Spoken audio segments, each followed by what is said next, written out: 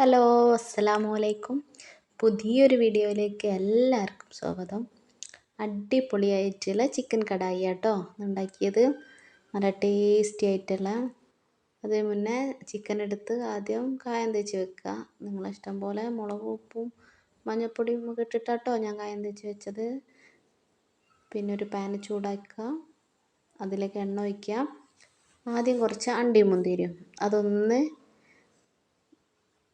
ചുവപ്പായി വരുമ്പോൾ ഒന്ന് കോരിയെടുക്കുക.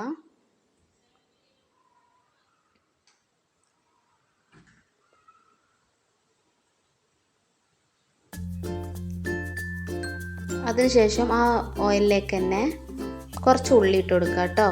കുറച്ച് അരിഞ്ഞ് വെച്ചിരിക്കുന്നതിന് കുറച്ചെടുത്ത് കണ്ട് ആ ഓയിലിട്ട് പൊരിച്ചെടുക്കുക.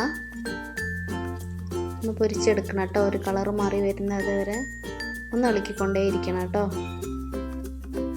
ഈ കളറാവുമ്പോൾ ഒന്ന് കോരിയെടുക്കുക.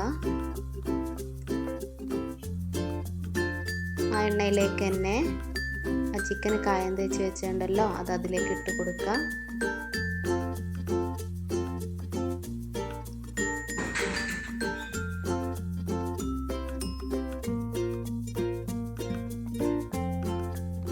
ചിക്കൻ നല്ല മൊരിഞ്ഞ് വരുന്നുണ്ട് കേട്ടോ. ഈ കളറായി വരുമ്പോൾ ഒന്ന് കോരിയെടുക്കുക.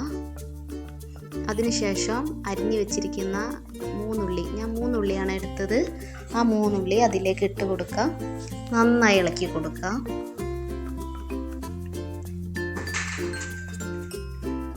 പിന്നെ അതിലേക്ക് ആവശ്യത്തിനുള്ള ഉപ്പ്, ഇഞ്ചി വെളുത്തുള്ളി ചതച്ച് വെച്ചതാണേ ഇട്ട് കൊടുത്തത്. പച്ചമുളക് ചെറുതായി അരിഞ്ഞു വെച്ചത് നന്നായി ഇളക്കി കൊടുക്കുക. പിന്നെ അതിലേക്ക് ക്യാപ്സിക്കം മല്ലിയിലാണ് രണ്ടും കൂടെ ഇട്ട് കൊടുത്ത്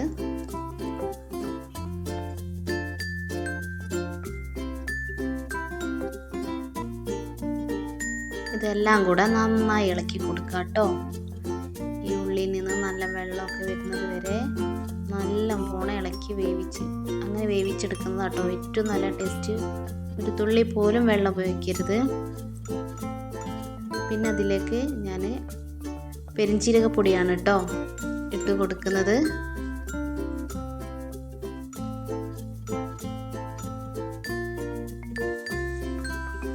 പിന്നെ അതിലേക്ക് ഗരം മസാല ആവശ്യത്തിനുള്ളത്,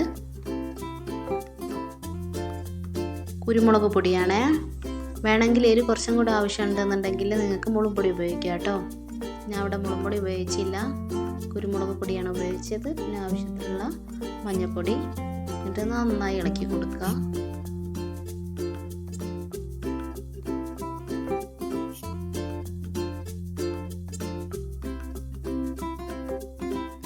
മസാലകളൊക്കെ എല്ലായിടത്തും ആയി വന്നതിന് ശേഷം പൊരിച്ച് വെച്ചിരിക്കുന്ന ആ ചിക്കൻ ഉണ്ടല്ലോ, അത് അതിലേക്ക് ഇട്ട് കൊടുക്കുക കേട്ടോ. നന്നായി ഇളക്കി കൊടുക്കുക.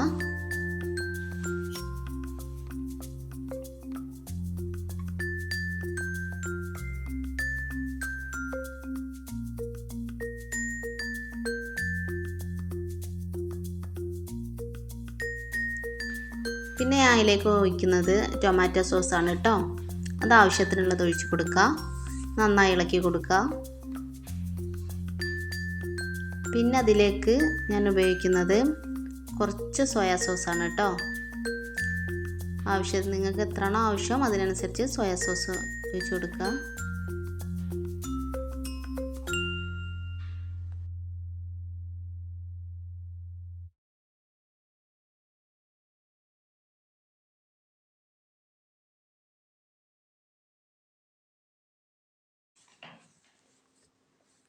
പിന്നെ നേരത്തെ പൊരിച്ച് വെച്ചില്ലേ ഉള്ളിയും അണ്ടിയും മുന്തിരിയും ഒക്കെ, അതൊന്ന് മിക്സിൻ്റെ ജാറിലിട്ട് ഒന്ന് പൊടിച്ചെടുക്കണേ. ഒന്ന് അരച്ചെടുക്കുക. കുറച്ച് വെള്ളം കൂട്ടി ഒന്ന് അരച്ചെടുക്കുക കേട്ടോ. എന്നിട്ട് അത് ഇതിലേക്ക് ഒഴിച്ച് കൊടുക്കുക.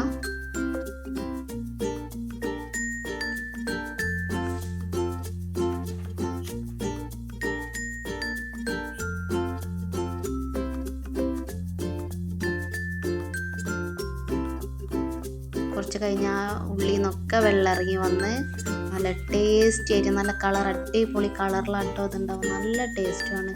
ഒരു പ്രാവശ്യമെങ്കിലും നിങ്ങൾ വീട്ടിൽ ട്രൈ ചെയ്യണം കേട്ടോ. പിന്നെ പുതുതായിട്ട് ആരെങ്കിലും എൻ്റെ ചാനൽ കാണുകയാണെങ്കിൽ ഒന്ന് സബ്സ്ക്രൈബ് ചെയ്തൊന്ന് സപ്പോർട്ട് ചെയ്യണേ. Thank you.